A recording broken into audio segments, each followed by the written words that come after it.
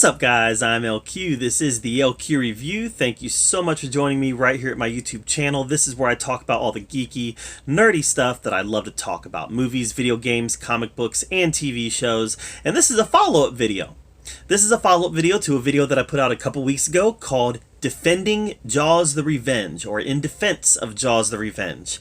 This one is In Defense of Jaws 3D. That's right. Everybody says that Jaws 3 is one of the worst movies ever made, and I'm going to come to its defense today with 5 points that I think makes Jaws 3 a movie that is worth your time.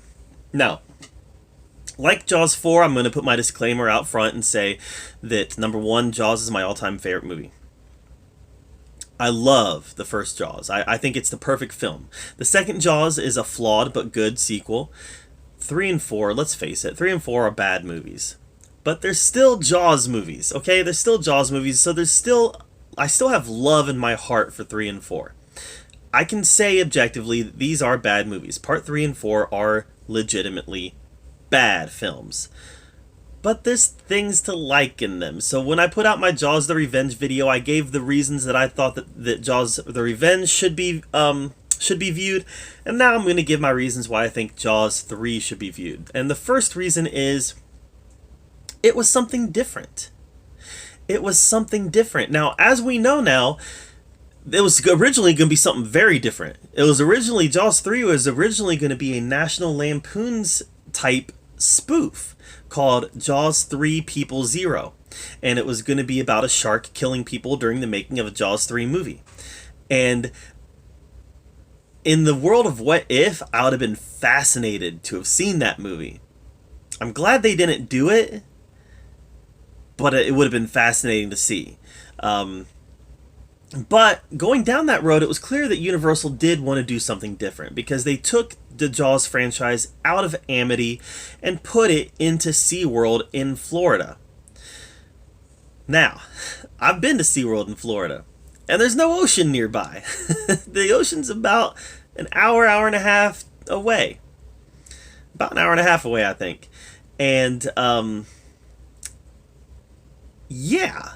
So this SeaWorld in Florida is a fictional SeaWorld in Florida that was actually on the Florida coast. But it was filmed at SeaWorld Orlando. like how does all that work? I don't know. It's a bit of a brain buster. But what I did like about it was that it was something entirely different. They took Jaws out of Amity and literally put Jaws into SeaWorld. SeaWorld is a park that I had a lot of childhood memories visiting. I loved visiting SeaWorld when I was younger. And boom, here we are. Jaws, my all-time favorite franchise, is now caught in the middle of this park that I loved to visit as a kid. This is before I knew about some of the stuff that SeaWorld did that is unsavory. Quite frankly, I'm still a SeaWorld defender, though. They do far much more in conservation efforts than they do in harming animals. But that's beside the point. This was so different that it immediately caught my attention and immediately sets it apart from the other Jaws movies. This is Jaws and SeaWorld. And I've even heard people refer to it that way before. Jaws and SeaWorld. So that's fascinating in itself. So that's the first reason that we should defend Jaws 3 and watch it, is that it's something that's so different. Alright, the second reason is there's 2 sharks in this movie. 2 sharks. You got Baby Shark, you got Mama Shark. And the first third of the movie really focuses on Baby Shark. And then, Baby Shark dies because they put it on display. And when Baby Shark dies because they put it on display, Mama Shark immediately gets loose because of plot conveniences. And Mama Shark goes looking for Baby Shark. And Mama Shark causes some stuff. Alright. 2 sharks. 2 sharks. That's a good reason right there. Alright, number 3. Number 3, the third reason to defend Jaws 3D. The Carnage. Jaws 3D actually had the most carnage from any Jaws movie. Right? Most of the Jaws movies, people got pulled underwater. There'd be some red water, or the water would turn red. There wasn't... In Jaws, the first Jaws, you had the leg that went down. Now, to be fair, Quint's death was pretty carnagey. But that's why Quint's death was so impactful. Jaws 3D kind of has gratuitous carnage, right? I wouldn't call Quint's death gratuitous. That was how Quint had to die.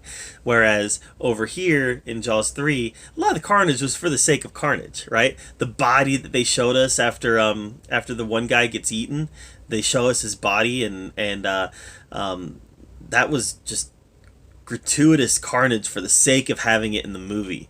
The scene where the shark swims through the glass panel window at the end and takes the guy, you can hear the crunching as it pulls the guy out and starts eating it. That's carnage, right? There's carnage in Jaws 3 for the sake of it being there, which kind of also sets it apart from the other Jaws movies, because none of the other Jaws movies really had gratuitous gore for the sake of gratuitous gore. So that's the third reason. All right, fourth reason. It had this plot device that was really effective. You had the undersea kingdom with all these people in tubes in the ocean, walking through the tubes, looking at all the sea life in the ocean. Which, if you've ever been to an aquarium, you've been in similar tubes. Never really in open water like that, but you've definitely been in similar tubes. Well, these people are in tubes out in the ocean, and the shark comes in and attacks the tubes, causes the tubes to leak, and the watertight doors come down, and they end up being trapped in these tubes with the water being like up to their waist. And they're trapped and they can't get out, and they're waiting to be rescued by the Seaworld staff. It's horrific. It's horrific. Like, I can't think of anything more horrific than being trapped in a tube underwater with the water level potentially rising. It's horrific. And it was a plot device that they kept in place throughout the duration of the movie. And it led to one of the movie's great victories, where they got everybody out of there, and one of the movie's great action sequences where the shark attacks them and the people all get trapped. And then from that point, the plot revolves around freeing the people. There's a lot, and that was an excuse to get people in the water with the shark, was they had to get in the water to free the people. So just a lot of cool stuff came out of that Undersea Kingdom plot piece. All right, that's number 4. The fifth and final reason why I think that Jaws 3D should be defended and should be watched. The death of Philip Fitzroyce.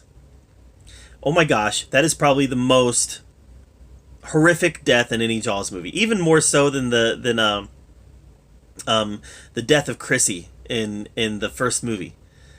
Like, the idea that Philip Fitzroyce was swallowed whole and he was still alive inside that shark, trying to get out, and the shark was just trying to swallow him.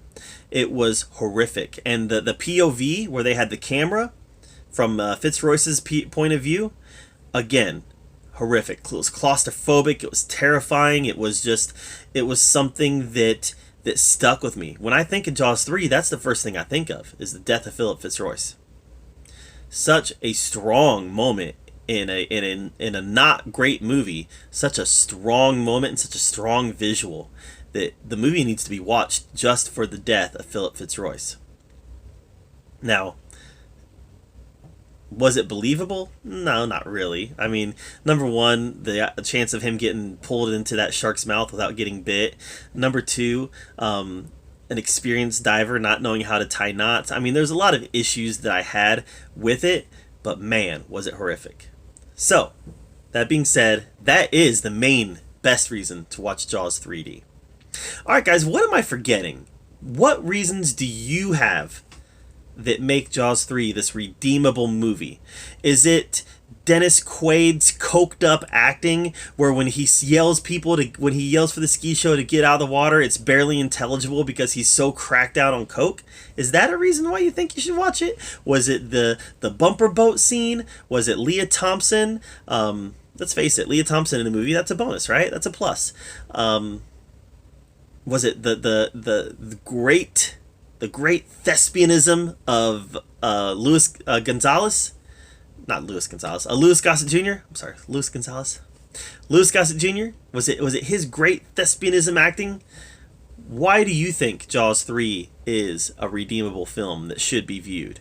Let me know in the comments down below. Let's have a conversation about it. While you're down there, make sure that you subscribe to my channel. I put out a lot of content and I want to make sure that you're up to date with everything that I'm doing.